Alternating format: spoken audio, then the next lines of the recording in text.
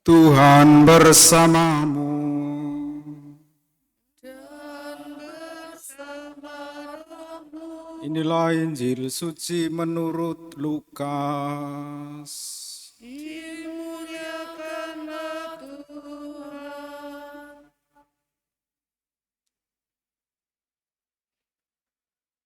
Pada waktu itu, sesudah mengajar para murid berdoa, Yesus bersabda kepada mereka, "Jika di antara kalian ada yang tengah malam pergi ke rumah seorang sahabat dan berkata kepadanya, 'Saudara, pinjamilah aku 3 buah roti, sebab seorang sahabatku dalam perjalanan singgah di rumahku, dan aku tidak mempunyai apa-apa untuk menghidangkannya.'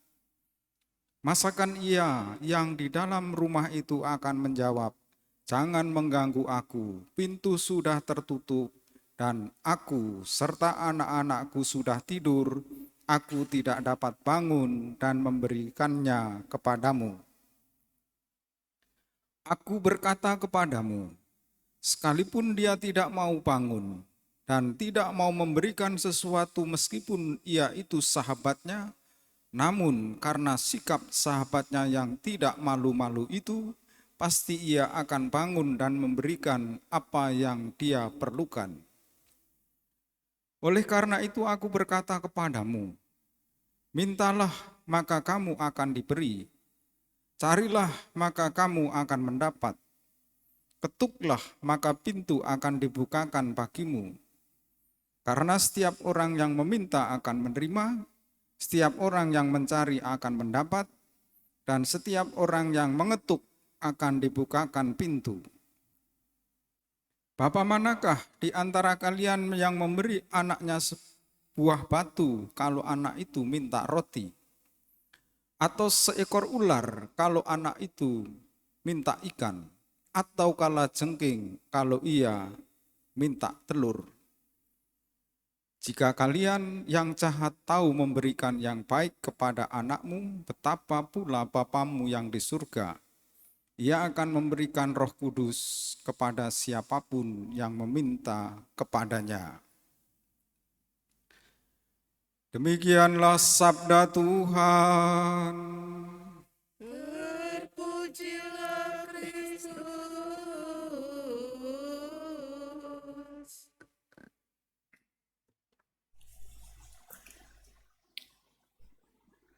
Umat Allah yang terkasih, salah satu tema besar dalam Injil Lukas adalah pentingnya doa, kekuatan sebuah doa, perlunya sebuah doa. Yesus tidak hanya mengajar tentang apa arti dan makna doa, tetapi Yesus juga memberi contoh bahwa ia juga berdoa kepada Bapanya. Pengajaran Yesus pada kita pada sore hari ini adalah contoh kekuatan doa permohonan.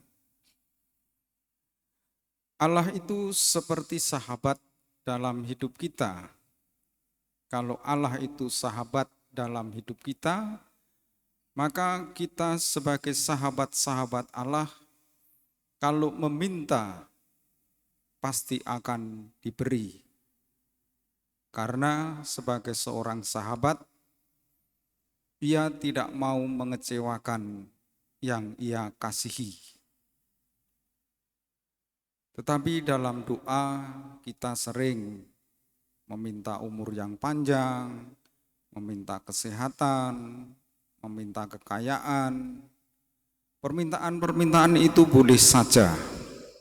Tetapi yang sering dilupakan kita adalah kita meminta Roh Kudus. Ia akan memberi kamu Roh Kudus kepada siapapun yang meminta kepadanya. Roh Kudus inilah yang sungguh kita butuhkan dalam kehidupan ini.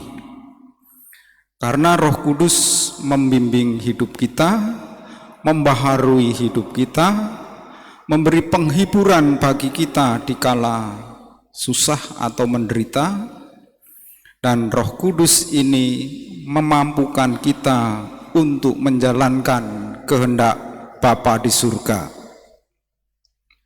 Kalau kita sedang sedih dan kesedihan itu tak terkatakan, biasanya doa yang paling jujur adalah menangis. Karena air mata adalah doa yang murni, doa yang jujur ketika kata-kata sudah kehilangan maknanya. Dan mungkin menangis itulah doa Roh Kudus yang membimbing kita, yang memberi penghiburan kepada kita.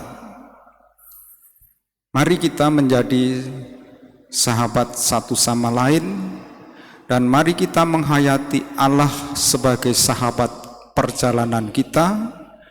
Meskipun dalam Injil Yesus mengajarkan kita juga sebagai Bapa yang murah hati, Bapa yang penuh kerahiman, Bapa yang selalu mendengarkan permohonan anak-anaknya. Semoga doa kita menjadi bagian dari hidup sebagai orang beriman, dan dalam doa yang terpenting kita memohon Roh Kudus dicurahkan dalam hidup kita. Kita satukan doa-doa kita bersama persembahan di altar.